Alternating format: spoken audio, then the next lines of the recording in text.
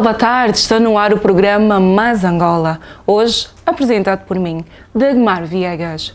O programa Mais Angola visa mostrar como os angolanos moram aqui no Brasil. E na edição de hoje, edição dedicada ao Dia da África, falaremos com uma convidada especialíssima. Falaremos com Heloísa Jorge.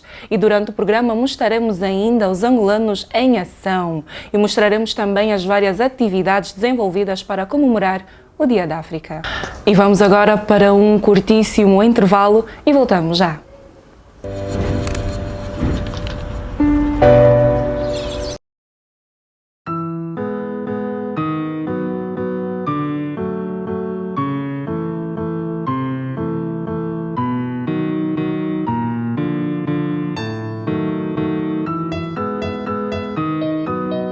É o primeiro projeto deles e eu sou muito orgulhosa, eu acho que eles são maravilhosos e me emociono toda vez, é que a irmã fala mais alto do que a espectadora, né? Eu acho tudo muito lindo, então a emoção aflora. E ela trabalha entre o drama e a leveza, e isso é o que te prende na peça, você não fica pesado, você ri, mas te faz pensar. Eu acho que isso é importante.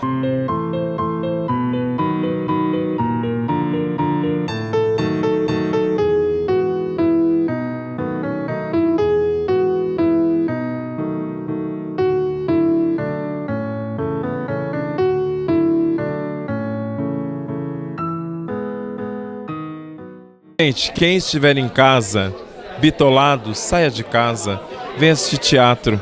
Lívia, uma peça muito bacana para os jovens. Eu vi muita gente assim mais velha se emocionando porque fala de relação de seres humanos, né? Venham assistir a peça, é ótima, vocês vão se divertir e eu indico. Gente, vem ver nossa peça, Lívia, terças e quartas, às 19 horas, no Teatro Eva Herz, dentro da Livraria Cultura, na Cinelândia.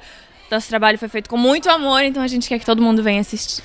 Venham que tá muito, muito, muito bom. Venham conferir.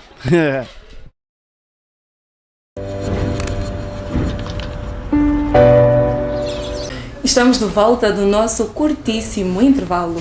Vamos dar sequência ao nosso programa, mas agora com uma convidada especialíssima. Estamos aqui em estúdios com Heloísa Jorge. Ela é uma das novas atrizes africanas que vem abrilhantando a televisão com o seu talento. Muito boa tarde, Heloísa, e seja bem-vinda ao Mais Angola. Boa tarde, obrigada, Dagmar. Então, vamos começar por falar da tua participação na novela Giculumeço. Qual é a importância para ti de uma televisão brasileira transmitir essa novela e principalmente na data de 25 de maio que se comemora o Dia da África? Primeiro eu queria dizer que é uma alegria e eu estou muito ansiosa para que essa novela estreie aqui no Brasil. Giculumeço foi a minha primeira novela em Angola e foi a minha primeira protagonista, então tem um valor simbólico para mim, porque é a primeira vez que eu estive num personagem, digamos assim, não de época. Eu já tinha feito um trabalho em 2012 aqui no Brasil, que foi a Gabriela. 4 anos depois eu fiz a Liberdade. E a Djamila foi uma das personagens mais bonitas que eu fiz, porque além de ser uma personagem angolana, essa produção foi feita em Angola, era uma coprodução Angola-Portugal e Semba, os realizadores e técnicos portugueses. Foi um momento em que eu aprendi muito, então eu acho que a estreia dessa novela aqui no Brasil é uma forma também de atualizar as informações que os brasileiros acham que têm sobre Angola. Eu acho que desmistificar muito os estereótipos que os brasileiros têm sobre Angola. Exatamente. Porque a novela fala da corrupção, mas a novela também trata dos nossos costumes, fala da tradição, também fala de uma Angola mais atual, fala das nossas questões sociais. Então eu acho que é uma forma de estreitar aí os laços entre o Brasil e Angola, que fala-se tanto de países irmãos, e somos terras irmãs, Angola, Brasil, e irmãos até a página 2, porque temos muitas diferenças, então eu acho que é uma forma do brasileiro também conhecer um recorte da África através da Angola. Exatamente. Heloísa, e falando propriamente da Djamila, tu falaste que tens um carinho muito especial por ela. Como é que foi vivenciar este papel sendo a protagonista e na tua terra natal? O ano de 2014, contando com a preparação mais gravação, nós fizemos 2014 mais um pedaço de 2015. Eu estava em cartaz em São Paulo com um musical chamado Fino no Samba. Quando me fizeram um convite para protagonizar a novela, de início eu não acreditei. O João Figueiredo, que na altura era o produtor do elenco, que entrou em contato comigo pelas redes sociais, eu falei, eu protagonizar, eu não sei o quê, não dei muita confiança, e depois as mensagens vieram com mais insistência dos assistentes, depois do próprio realizador, o Sérgio Graciano. Então eu entendi que era uma missão. Acho que são dessas coincidências do universo. Eu acho que eu precisava voltar para Angola naquele momento, e eu acho que com o meu trabalho teve um gosto mais especial ainda. Eu fiz a Djamila na fase mais velha. A novela foi dividida em 2 partes, né? Os miúdos de 98 fizeram a primeira fase, os personagens todos mais novos, o Fernando Mailoge, que fez o Joel, a Yaritza Rezende, que é uma atriz portuguesa, que fez a antagonista da novela, a Bianca, na fase mais nova, e na fase mais velha quem fez foi a Marta Fayal. E eu entrei nessa segunda fase da novela, dos atores já todos, os personagens já todos crescidos, amadurecidos. E a Djamila é uma moça muito sonhadora, era uma moça muito sonhadora. Ela foi criada no deserto do Namibe, era órfã de pai e mãe, foi criada pela avó, trabalhou desde cedo e tinha o desejo de se tornar uma grande cantora de sucesso. E para conseguir realizar isso, ela não conseguia em Angola, ainda mais nova. Ela vai para Portugal. Eu acho que a Djamila é a tradução do típico e da típica angolana que sai da Angola em busca de melhores condições. Né, de crescer, seja profissionalmente, seja pessoalmente, mas no caso da Djamila era a realização de um sonho. E eu acho que a beleza dessa personagem está aí. Ela não era uma moça nada pura, nada ingênua, muito pelo contrário. Ela tinha uma personalidade muito forte, tinha um senso de humor, uma coisa que me cativou muito na personagem, e que a Sandra Gomes, que fez a Djamila na fase mais nova, fez lindamente. Eu quase que não precisei fazer nada, porque a Sandra construiu a Djamila para mim. E eu só tive o trabalho de amadurecer a personagem. Então o trabalho mais pesado ficou com a Mana Sandra. E para a tua carreira, Heloísa, o que é que significou a novela Gigolomeço para a tua carreira? Eu acho que foi um divisor d'águas. Primeiro porque foi uma protagonista, a minha primeira protagonista, então eu tinha um volume de trabalho muito grande, muitas cenas para fazer todos os dias. Eu nunca tinha experienciado isso na televisão, nem aqui no Brasil, na televisão brasileira, porque eu fiz personagens, mas eram personagens menores, eu não tinha um fluxo de gravação tão grande. E a Djamila me possibilitou conhecer mais a fundo tecnicamente o que é fazer uma novela, conhecer a ficção. Foi construída uma cidade cinematográfica lá em Luanda, no Kamama, que não deixava em nada de ver aqui para a estrutura que nós temos na Globo. Os portugueses vieram com um capital humano e com uma instrumentação muito avançada. Nós tínhamos equipamentos dos melhores, nós tínhamos técnicos dos melhores, nós tínhamos maquilhadores, cabeleireiros, o equipamento de som e os próprios técnicos eram todos muito bem capacitados. Eu só fico com pena de que nós não tivemos possibilidade de continuar com o projeto, porque a cidade cinematográfica está lá, então espaço para trabalhar nós temos. Exatamente. E eu espero mesmo que no futuro o trabalho seja contínuo, para que outras produções aconteçam em Angola. Exatamente. Porque isso seria a possibilidade dos atores, né? Nós temos muitos atores em Angola, nós temos muitos grupos de teatro que poderiam dar continuidade no trabalho na televisão. E falando propriamente nisso, há uma diferença muito grande entre trabalhar em novelas brasileiras e em novelas angolanas? Todas as diferenças. Todas. Primeiro porque trabalhar em Angola é um pouco mais custoso, porque nós temos a nossa cidade, Luanda, né? A cidade, nós gravamos no deserto do Namibe, mas também nós gravamos a maioria lá na cidade cinematográfica, e nós temos uma capital que tem alguns problemas por conta de todo um contexto histórico. Nós temos menos estrutura, mas os atores estão tão capacitados quanto. E eu acho que a única diferença é que Angola está a caminhar ainda no universo da ficção e o Brasil já faz novelas há muito tempo. Eu assisto as novelas brasileiras em Angola desde que eu era miúda. Exatamente. Então é natural que eles estejam um pouquinho mais à frente do que nós. Sim. Mas o fato da novela ter sido nomeada ao Emmy, né, e concorrer com novelas brasileiras, significa que nós fizemos um trabalho de casa muito bem feito. Então acho que nós estamos todos de parabéns. Sim. Porque só nós sabemos o que foi aquele 1 ano e meio praticamente para realizar esse projeto. Com todas as dificuldades nós fizemos um trabalho lindo. Sim, por acaso. E tu tinhas noção que essa novela fosse atingir um público tão grande? Não. Não, primeiro porque eu já sabia que a minha chegada em Angola para fazer uma protagonista não seria vista com bons olhos num primeiro momento, porque as pessoas não conheciam o meu trabalho, as pessoas não sabiam de onde eu era.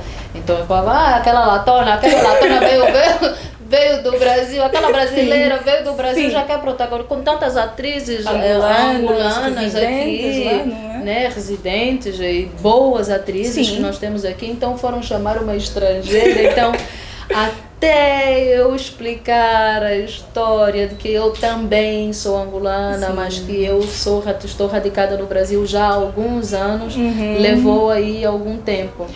Eu lembro que ainda teve uma certa polêmica durante a novela, porque a Djamila, enquanto criança, era angolana. Mas quando cresceu, tornou-se brasileira. Sim, porque a Djamila ela foi para os Estados Unidos. Primeiro ela foi para Portugal, depois ela foi para Nova York, foi extraditada dos dois lugares, depois ela vem para o Brasil. Só que a parte do Brasil eles não fizeram, eles não filmaram. Ficou na chamada elipse, né? Então ficou subentendido. Então quem não assistiu todos os capítulos não pegou a fase de que a Djamila também veio tentar melhores condições aqui no Brasil. Por isso que eles precisavam que eu falasse com sotaque português brasileiro. E nós chegamos até a gravar algumas cenas em que eu falava com o português angolano, e aí por conta de uma reunião entre eles, né, da direção, mais a produção, eles acharam por bem não trazer a Djamila mais abrasileirada, porque ela já tinha passado algum tempo aqui no Brasil. Então, o telespectador está aí a explicação para o fato da Djamila ser tornado brasileira. Não é? Mas falando agora de A Lei do Amor, como é que foi receber esse convite para participar nesta mega promoção da Globo? E já no meio da novela, não foi? Sim. Como é que foi receber esse convite? Mais da metade da novela, sim. Foi a primeira personagem que eu não precisei fazer teste em televisão. Esse sim foi um convite. O primeiro convite foi para fazer a Djamila lá em Angola. Mas aqui no Brasil eu nunca tinha feito nada sem ir lá fazer testes atrás de testes. Eu acho que é a coisa que todos os atores odeiam, inclusive eu. Mas essa é a nossa profissão, né? Essa é a nossa escolha, nós precisamos fazer para trabalhar e a gente sabe que o mercado é competitivo. E a Laura veio através de um convite pura e simplesmente porque eles precisavam de uma angolana para fazer. O Pedro, que é o personagem do Gianni Kine, antes do rompimento com o pai, ele vai para Angola, ele passa por muitos países, né? Ele rompe com a família durante 20 anos e um desses países de passagem foi Angola. E é em Angola que ele conhece uma angolana, que é a Laura, que é uma executiva muito bem sucedida, é uma mulher à frente, e tiveram lá uma filha, só que ele não soube. E eu acho que eu tive muita sorte, não só por ser angolana, mas por estar aqui no momento certo, na hora certa, porque foi pura sorte. Eu acho que o trabalho que eu fiz em Liberdade também de alguma forma chamou a atenção dos realizadores e da produção e da própria Globo, porque era uma personagem muito forte, a Luanda. E eu fiquei muito feliz por confiarem a mim essa grande missão. Eu nunca tinha feito nada no horário nobre. A novela das 21 é sempre a novela em que as pessoas assistem mais, é o horário que as pessoas estão em casa, tem uma maior audiência e, consequentemente, para os atores, dá-se uma maior projeção para quem faz uma novela das 9. Então, dei sorte. Eu acredito que a Angola inteira se sentiu representada em ti. Acho que a Angola toda se viu aí, porque acho que foi a primeira angolana a participar numa novela da Globo, então acho que a Angola inteira se reviu em ti. Sim, alguns atores angolanos já vieram fazer coisas, o Fred Costa já veio, a Lesliana também já veio fazer coisas em novelas das 19 em série. Eu acho que das 21 nunca tinha. Em horário nobre. Em horário nobre Elisa nunca, foi a primeira. Nunca tinha acontecido, mas eu fiquei muito feliz e honrada. Espero que elas tenham se sentido bem representadas. Pelo menos eu bem tentei representados. fazer uma Laura muito abusada, muito chique, e ainda pegando o Gelequele. Pois é. Nós vamos para um curtíssimo intervalo e voltamos já já.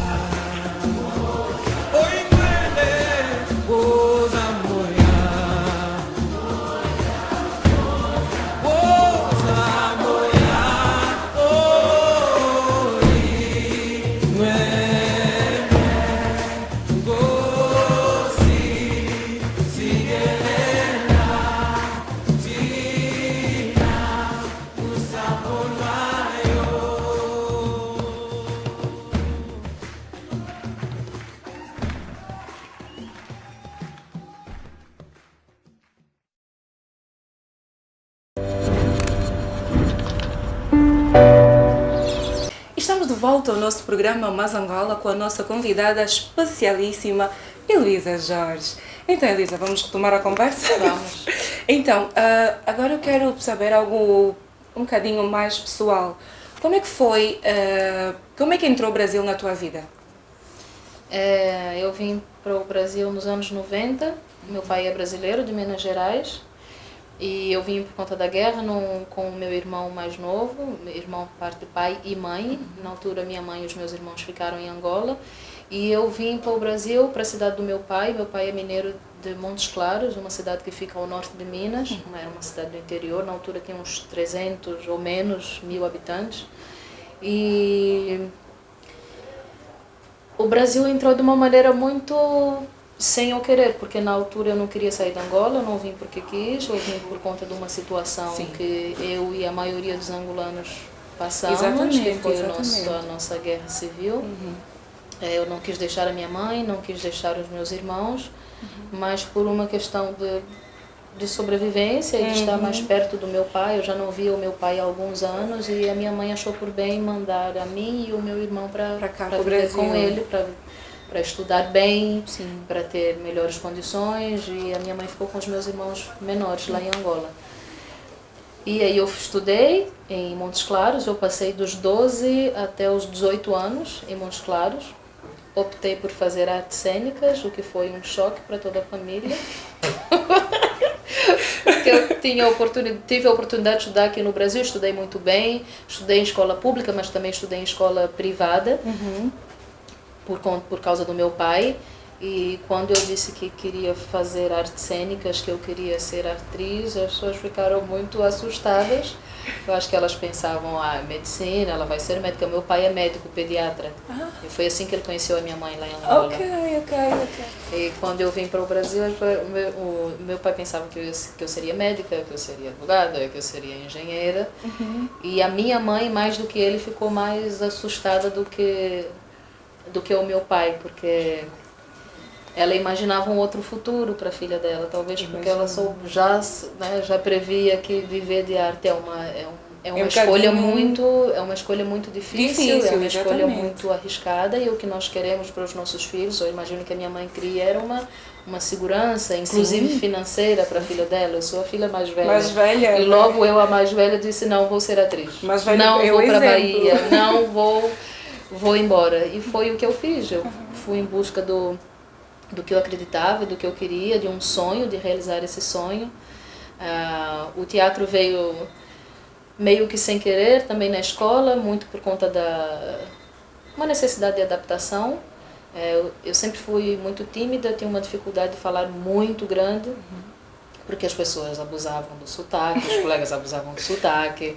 Ai, a africana, ai, a angolana, ai, isso. E lá você anda de elefante, você anda de girafa, e você vive numa tribo. No teu país tem água. No teu país tem água, ai, coitadinhos. E aquela conversa toda que nós já estamos cansados de ouvir.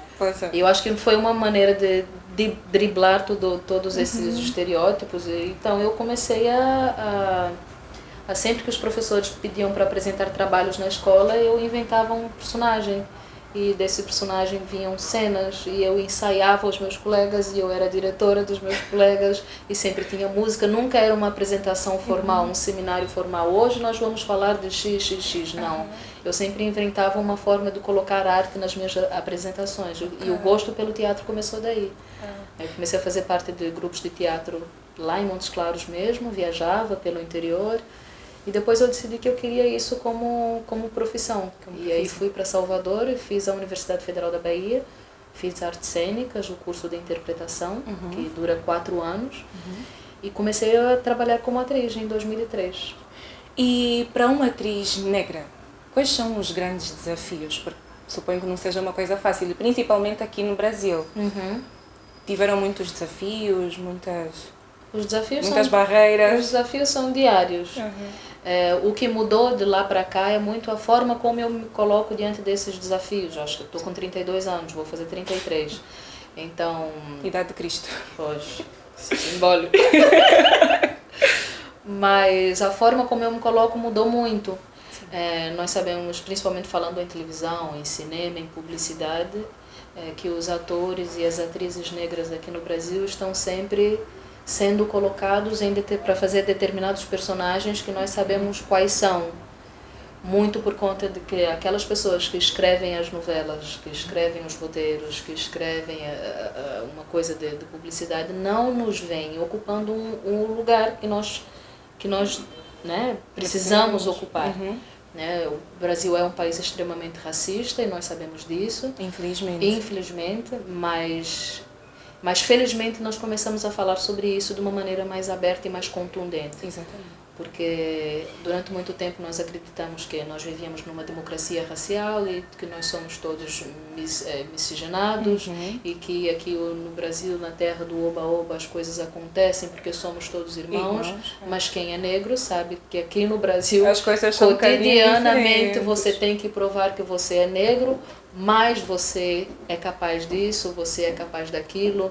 Então parece que o caminho, agora falando para os atores negros, é um pouco mais longo. E um pouco mais... Tem muito mais obstáculos para nós. Exatamente. Mas falando agora de coisas positivas, de coisas boas, nós queremos saber sobre os trabalhos que tens estado envolvida, sobre as peças de teatro que tens feito. Uma delas é Race, é assim que se pronuncia? Sim. Então nós queremos saber como é que foi estar nesse grande projeto. O Race é um texto do David Mamet, é um dramaturgo norte-americano. Eu fui chamada para fazer pelo Gustavo Pazzo, o diretor da peça. Eu vim fazer o Race assim que eu voltei da Angola. Eu tinha acabado de fazer Giculo Mécio, estava desempregada, ia voltar para Salvador, na Bahia, que a minha casa é em Salvador. Eu estou aqui no Rio há 2 anos. Então só de passagem aqui no Rio? Olha, era só de passagem. E aí as coisas começaram a acontecer, veio a televisão, vieram outras coisas, vieram projetos muito interessantes que me chamaram a atenção e eu fui ficando. E nessa brincadeira estou há 2 anos. Fizemos 2 temporadas aqui no Rio. Agora nós estamos em cartaz em São Paulo. Eu fui substituída. É um texto que fala sobre racismo, mas também fala sobre a condição da mulher negra na nossa sociedade, fala sobre as relações de poder. No Race eu faço uma advogada recém-formada chamada Susan, e é a única mulher da história. São 4 personagens muito bem construídos pelo David Mamet, e sempre depois do espetáculo nós fazemos debates com a plateia, o elenco, a direção, mais o público, e tem sido um aprendizado diário. A temporada em São Paulo acaba dia 31 de maio, que eu fiz no mês de abril, e acabei por ser substituída agora em maio, porque agora eu estou a gravar uma série para a Globo chamada Sob Pressão. É uma série dirigida pelo Andrusha Waddington e nós estamos a questionar o sistema público de saúde do Brasil. Em primeiríssima mão, então, aqui no Mais Angola. Estreia dia 6 de julho. Ok. E falando agora sobre as telonas, quando é que vamos ver a Heloísa Jorge numa superprodução de cinema? Minha filha, só basta convidar. Também é um desejo meu. Eu só fiz longa-metragem, eu fiz que foi o Capitães da Areia. Eu ainda estudava em Salvador, ainda era estudante de teatro. E eu fiz uma participação no longa Capitães da Areia, uma obra do Jorge Amado, que foi dirigida pela neta do Jorge Amado, a Cecília Amado. E foi uma experiência muito rica e eu gostava de fazer mais cinema, experimentar essa linguagem que muito me encanta, porque eu acho que é das artes mais completas. O teatro nós temos um processo de ensaio, um processo de preparação. Na televisão nem tanto, porque é tudo muito ágil, muito rápido, e parece que o ator tem que estar num estado de prontidão. Sim. Não tem muito tempo para se preparar as coisas são preparadas e amadurecidas fazendo, né, já no ar. Isso eu acho um pouco ingrato com o ator. Pois é. Mas o cinema eu acho que te dá as coisas têm um tempo mais dilatado. E tem o cuidado artístico do cinema me encanta muito. E eu queria fazer mais. Então, nós também torcemos, né, para que a Heloísa apareça logo nas telonas. E falando das tuas inspirações, Heloísa, quem são as tuas inspirações neste mundo? A minha grande inspiração é a minha mãe, a minha falecida mãe, porque a minha mãe era uma mulher tão linda por dentro e por fora, e exalava beleza, exalava o poder. É uma mulher que eu me inspiro porque ela sempre soube o que cria. Ela criou os 5 filhos de uma maneira muito assertiva. Ela era uma mulher muito exigente com a nossa educação e dizia que nós tínhamos que estudar e tínhamos que estudar e tínhamos que estudar.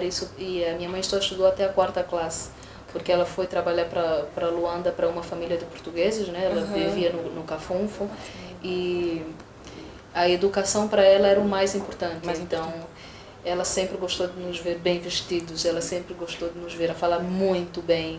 E ela era uma mulher muito exigente, ao mesmo tempo muito doce, muito amável, muito dura. E eu acho que eu tenho um pouco disso também. Eu acho que vou criar os meus filhos também muito baseada no que a Dona Mila foi para mim. Eu acho que eu tenho muito dela. Mas a grande inspiração da minha vida, assim, todas as decisões que eu tomo, sejam elas profissionais ou pessoais, as questões que nós temos e as crises que nós temos todos os dias, né? Nós somos humanos e é nela que eu penso. Então, uma grande salva de palmas para a Dona Mila, não é? A grande inspiração. E falando um bocadinho sobre o Dia da África, mudando radicalmente de assunto, qual é a importância desta data para ti, Luísa? Eu acho que essa data é uma data que nós temos que pensar que não é uma comemoração qualquer, né? Nós falamos muito aqui no Brasil por conta das leis de reparação, né? Nós temos uma lei que obriga as escolas públicas e privadas a ensinar a história da África, dos afrodescendentes, e aí incluiu-se com a outra lei a história dos povos indígenas também.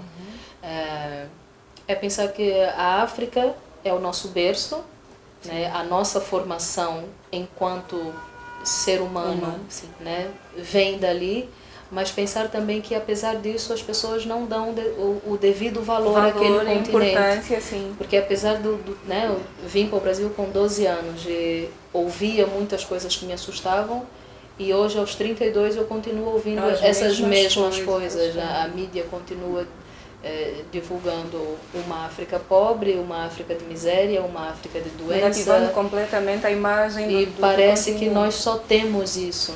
Então, dos 12 aos 32, eu acho que pouca coisa mudou no nosso discurso. Então, acho que é o momento de refletirmos o que significa o continente africano para o mundo. Não só para o Brasil, né? Porque nós falamos, Giculumesso, por exemplo, está sendo divulgada, a nova novela africana. Giculumesso não é uma novela africana. A África não é um país, é um continente tão rico e, né, histórico e culturalmente, mas nós insistimos em colocar tudo no mesmo bolo, em unificar, e nós temos uma diversidade muito grande. Giculumesso é só um recorte da África. Né? Giculumesso fala de Angola, mas fala de Angola numa perspectiva muito pequena. Muito reduzida. E mesmo em Angola, né, é uma novela que fala da realidade de Luanda. Tratou um pouquinho da realidade do Namibe, tratou um pouquinho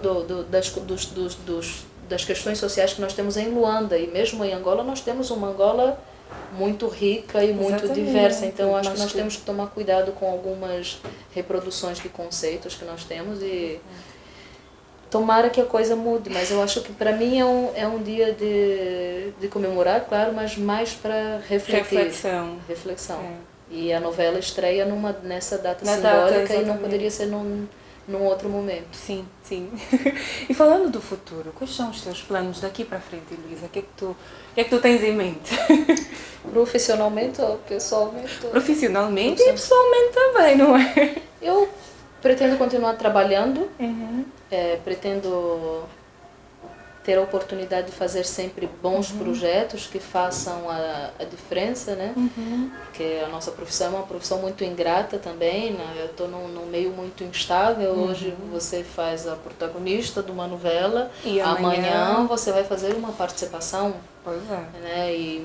Então eu pretendo daqui a pouco começar a escrever os meus projetos, seja em teatro ou seja em televisão, porque eu acho que o caminho para os artistas brasileiros, né, de acordo com a realidade que nós vivemos, é ser empreendedores da nossa própria arte. Então eu tenho trabalhado para daqui a pouco começar a fazer as minhas coisas e não ficar à espera do convite de outras pessoas para trabalhar, porque senão é muito frustrante. É, depende de terceiros, assim, sempre. Então eu daqui a pouco quero realizar as minhas coisas e tenho muita coisa para fazer ainda e para falar também. E nós aqui do Mazangola torcemos, esperamos ver muitos e muitos mais trabalhos teus nas telinhas. Obrigada. Infelizmente, tudo que é bom dura pouco, não é? A nossa entrevista chegou ao fim, mas nós queremos que a Heloísa deixe uma mensagem para todos que te assistem aqui através do programa Mazangola. Primeiro eu quero dizer que estou muito feliz porque Jiculumesso vai estrear aqui no Brasil, que também é a minha terra. É uma oportunidade para todos os brasileiros atualizarem as informações sobre Angola. É uma oportunidade para nós estreitarmos aí os laços, dizer que protagonizar esta novela em Angola teve um sabor especial, não foi mais um trabalho ou mais uma novela. Então, que todos assistam com o mesmo carinho que eu tive ao fazer esse projeto. Então, Jiculumesso, abre o olho, vem aí, Angola. Muito obrigada, Heloísa. Obrigada. E nós vamos para um curtíssimo intervalo e voltamos já já.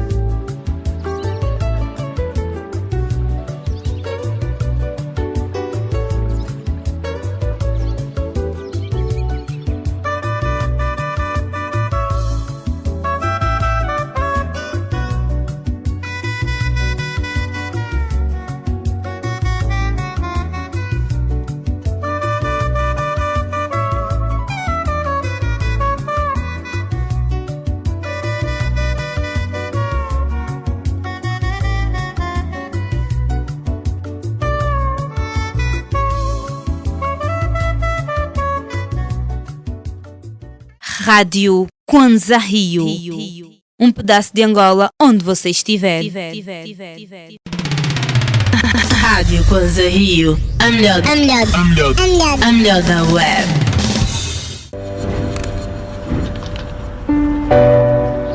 Estamos de volta do nosso curtíssimo intervalo e vamos para o quadro Angolanos em Ação. E no quadro de hoje vamos acompanhar as várias atividades em comemoração ao Dia da África, comemorado a 25 de maio. Acompanhe. Mobilizamos os nossos funcionários. Eles vão depois apresentar umas 2 músicas. Mobilizamos também os nossos colegas que sabem cozinhar e vamos apresentar quitutes da República Democrática do Congo, da Angola, do Congo, dos Congos, né? Espero que gostem. Também agradecer a presença do Cafuqueno, da doutora em História. Já viu ser um exemplo de que como é que a imigração é terrível. Alguma sapiência dela para falarmos sobre o enquadramento de Angola na região austral. O escritor Cafuqueno falará de uma forma mais abrangente, né, sobre a África no seu continente, né? Pronto, esperamos que gostem e que estejam à vontade e fazerem as perguntas que queiram fazer. Também estou a ver gente aqui que nunca vi, por acaso. Estamos a chegar aos corações mais angolanos. Muito obrigado a todos por terem vindo.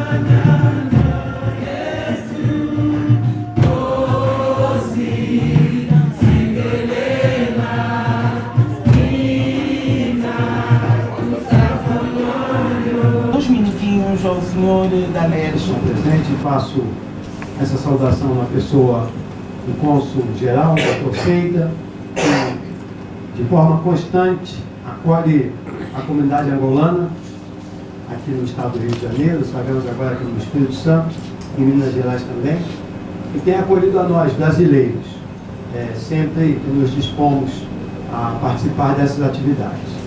Quero trazer a saudação do Parlamento Fluminense, da Assembleia Legislativa do Estado do Rio de Janeiro, na pessoa do seu presidente, o deputado estadual Jorge Pisciani, bem como na pessoa do seu primeiro secretário, o deputado Geraldo Pudim, já um amigo do povo angolano, eu diria um irmão dessa casa, do consulado de Angola aqui no Rio de Janeiro. Gostaria de respeitosamente, doutora e professora Fátima, dizer que o povo brasileiro não contesta a África como berço da humanidade em absoluto. No tempo, nós somos, segundo o Instituto Brasileiro de Geografia e Estatística, o IBGE, mais que 52% da população no Brasil hoje, entre pretos, pardos e morenos. Essa é a gradação da cor, de acordo com o estudo no Brasil. Mas dizia que a África tem um privilégio. Para complementar o debate e apimentar, o que é sempre saudável, a Libéria, um país que nunca foi colonizado, nunca esteve sob a égide de nenhum colonizador. Os problemas foram muitos, mas eles levantam a bandeira da sua autonomia. E, como o senhor disse, o Buto CCC, o Comunguê do Azamanga.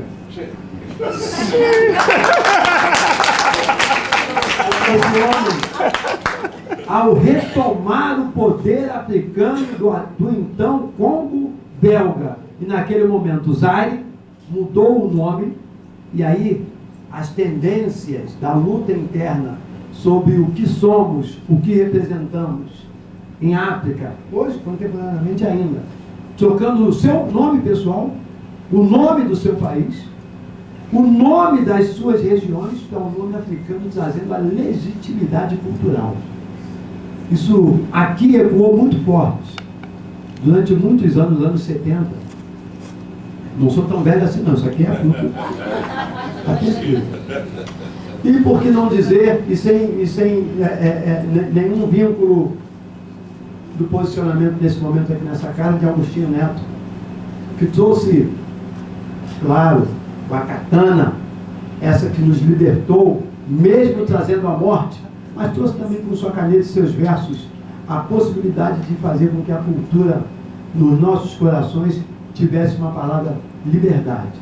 Então, em nome da Assembleia Legislativa do Estado do Rio de Janeiro, em nome do deputado Jorge Pisciani, nosso presidente, em nome do deputado estadual Geraldo Pudim, primeiro secretário do Parlamento, eu gostaria de trazer as saudações a essa casa, que no dia de África abre as suas portas para que a gente possa refletir sobre a importância desse continente no mundo e para nós brasileiros, sobre a importância desse continente para nós. O dia há de chegar em que o mundo entenderá que a África é um pulmão que pulsa para todos nós.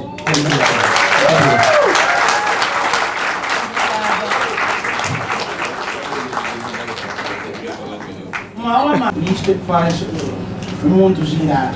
E o Brasil é bonito porque tem essa mestiçagem também. Não, essa mestiçagem faz do Brasil um paraíso.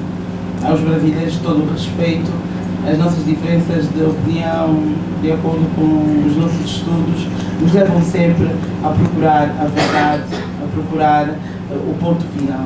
Mas sabe que na academia o ponto final não existe e a gente investiga todos os dias. Muito obrigada pela sua participação. Ultimamente tenho estado aí procurar um pouco Leopoldo Sédar Senghor, porque é um dos autores enormes da nossa África e que nós em Angola, durante um período, houve um certo afrouxamento no conhecimento, chegarmos a um conhecimento intelectual de Leopoldo Sédar Senghor, assim como um angolano de nome Mário Antônio Fernandes de Oliveira, que é mais ou menos na perspectiva de Senghor, e que também nos foi cortado assim um bocadinho e que ultimamente eu tenho estado aí buscar um pouco desses intelectuais africanos porque eles são enormes. Senghor foi extraordinariamente enorme como intelectual africano, como político. Então, hoje eu trouxe Leopoldo Sédar Senghor. Devo começar por dizer que ele, Senghor, morreu aos 95 anos. Foi poeta presidente ao lado da negritude, da afirmação dos valores do mundo negro e protagonista político de primeiro plano, que dominou sobre a sua singular estatura os palcos políticos africanos antes e depois do período das independências.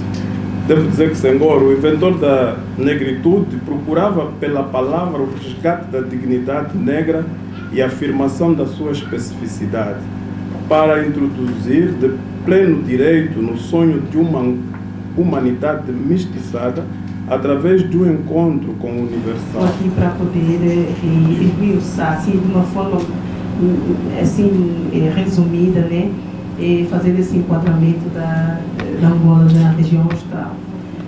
Bem, primeiro, né, vamos comemorar o Dia da África, né?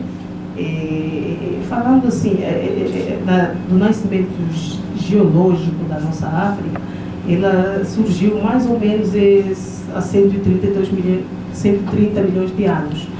E claro, né, o significado dela, né, que surge da palavra África, né, é um termo dos povos berberos, da parte... Isso aí, ia terminar. Então surge esse termo e foi evoluindo até os nossos dias, África.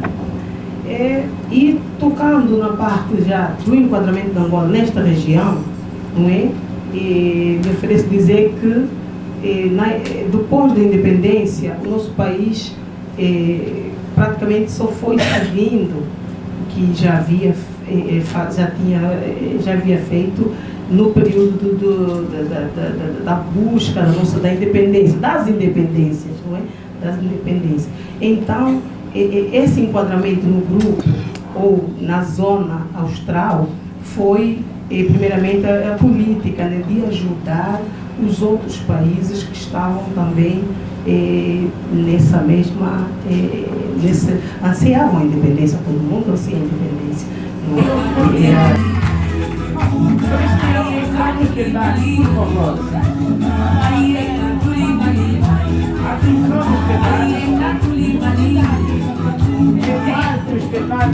Eu fiz para poder não trocar a marca matar mulher social para sexta-feira. Você pode adquirir para nossas páginas matar mulheres do Facebook. Você quer ajudar aqui a nossa tarde no dia 25 no auditório Padrão do Espaço Cultural de Angola, Rio de Janeiro.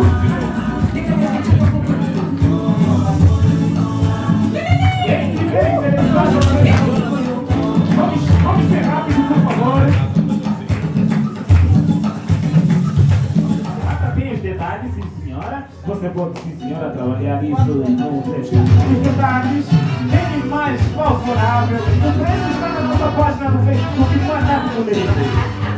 Para a tua quarta-feira, tua sexta-feira, no sábado, no domingo. No seu local de trabalho, mesmo na sua companhia. Quem estiver interessado a esta peça, Lívia, é dia 10 já, dia 10 aqui de maio, a dia 7 de junho, né? Então, quem quiser assistir, um angolano que está a fazer sucesso, do angolano a fazer sucesso aqui na terra do samba.